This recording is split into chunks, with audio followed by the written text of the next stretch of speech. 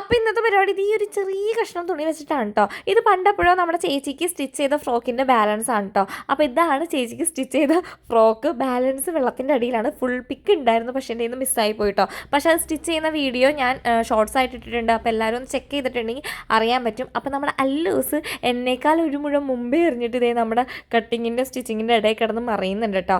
അപ്പോൾ നമ്മുടെ സാഹസികമായ സ്റ്റിച്ചിങ് രീതിയാണ് ഇനി കാണാൻ പോകുന്നത്. അപ്പോൾ ആ ഒരു കഷ്ണം തുണി വെച്ചിട്ട് എനിക്കോ ചേച്ചിക്കോ ഒന്നും തയ്ക്കാൻ പറ്റില്ല. അപ്പോൾ അത് കാരണം ദേവുട്ടിക്ക് എന്തെങ്കിലും സ്റ്റിച്ച് ചെയ്യാമെന്ന് വിചാരിച്ച് ക്രോപ്പ് ടോപ്പാണ് കേട്ടോ സ്റ്റിച്ച് ചെയ്യുന്നത്. അപ്പോൾ ഞാൻ സാഹസികമായ സ്റ്റിച്ചിങ് രീതി എന്ന് പറയാൻ കാരണം നമ്മുടെ അല്ലൂസ് ഇതിൻ്റെ ഇടയിൽ കിടന്ന് മറിയാണ്. അപ്പോൾ നമ്മുടെ ചാനലിൽ ഒരു 10-200 സ്റ്റിച്ചിങ് വീഡിയോ അപ്ലോഡ് ചെയ്തിട്ടുണ്ട്, ഷോർട്സ്. അപ്പോൾ ഇതിലൊക്കെ ചടപടയുന്നു ചേച്ചി കട്ട് ചെയ്യുന്നു, സ്റ്റിച്ച് ചെയ്യുന്നു, ഇടുന്നു, വീഡിയോ എടുക്കുന്നു, അപ്ലോഡ് ചെയ്യുന്നു. ആഹാ, എന്തൊരു സിമ്പിൾ. പക്ഷെ അങ്ങനെയൊന്നുമല്ല കേട്ടോ. ഇതിൻ്റെ പിന്നാമ്പുറ കാഴ്ചകൾ അതിഭീകരമാണ്. നമ്മുടെ വീട്ടിലുള്ളവർ തന്നെ പറയാറുണ്ട്, നീ സ്റ്റിച്ചിങ് വീഡിയോ എടുക്കാണ്ട് ഇതിൻ്റെ പിന്നാമ്പുറ കാഴ്ചകൾ എടുക്ക്.